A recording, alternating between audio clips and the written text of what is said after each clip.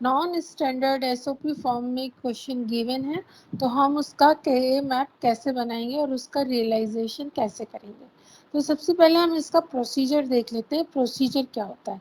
तो इसमें क्या करते हैं, जो मिन टर्म होती है सबसे पहले हम उसको सिलेक्ट करते हैं और जहाँ पे मिन टर्म आ रही है वहाँ पर 1 एंटर कर देते हैं। अब मिन टर्म क्या होती है, जैसे हमने एक एग्जांपल लिया हुआ है y equals to a bar b bar c d a bar plus a bar b c d bar.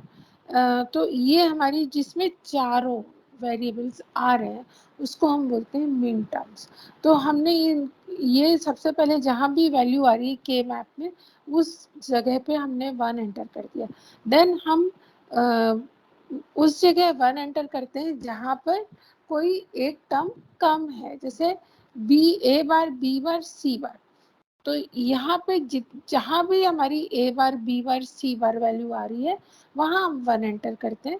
Then हम 2 टर्म्स का ले लेते हैं, जैसे ए सी बार, फिर देन हम सिंगल टर्म का लेकर के के मैप बना लेते हैं। अब हमें ये क्वेश्चन दिया हुआ है y equals to this one, इसका हमें के मैप बनाना है। तो सबसे पहले हमने क्या किया, ए बार इसको हम ऐसे लिख लेते हैं, हमने पहले सबसे पहले के मैप बना लिया। के मैप बनाने के लिए हमने A B C D 4 variables हैं, 4 वेरिएबल्स ले लिए और हमने ये नंबरिंग कर दी। जब हमने नंबरिंग कर दी, यहाँ पर सी बार डी बार सी बार डी सी डी जैसे हम बनाते हैं के मैप, 0 1 2, यहाँ पर 2 आया हमारा और ये 3 आया, 4 5 6 7 8 9 10 11 12 13 14 15। अब नाउ ए बार बी बार सी डी। तो अब ये देखिए हम कहाँ पर आ रही है, ए बार बी बार तो ये आ गए और सी डी, तो सी डी यहाँ आ रही है, तो हमने यहाँ पर 1 एंटर कर दिया। तो हम इसको ये 1 एंटर कर देते हैं यहाँ पर। अब दूसरी टाइम आ रही है ए बार बी सी डी बार। तो ए बार बी तो ये हो गया और सी डी बार, तो सी डी बार यहाँ आ गया।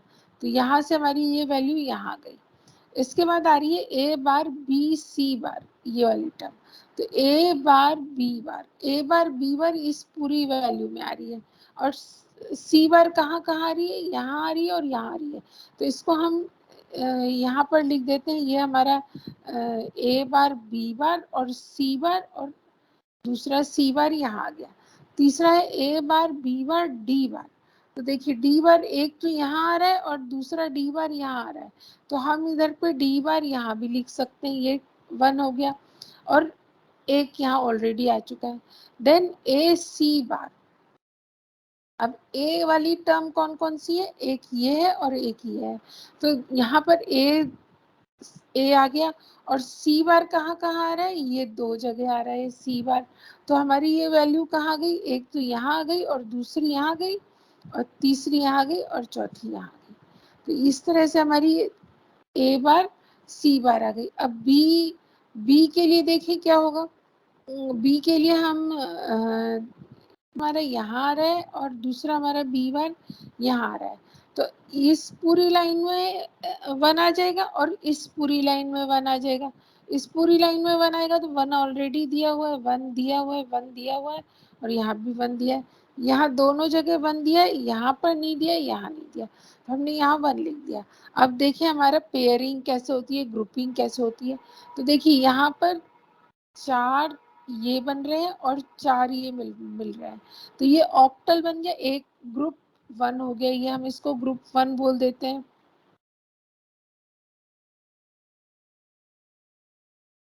ये दोनों मिलके देन हमारा दूसरा ग्रुप कहाँ बन रहा है, ये बन रहा है, तो ये ग्रुप 2 हो गया।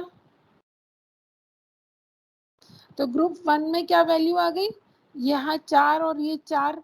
देखिए ए बी बार और ए बार बी, तो एक ए और ए बार कैंसिल हो गया, तो यहाँ बी बार बचा और यहाँ सी वाला सी बार डी बार ये पूरा कैंसिल हो गया, तो ओनली बी बार बचा।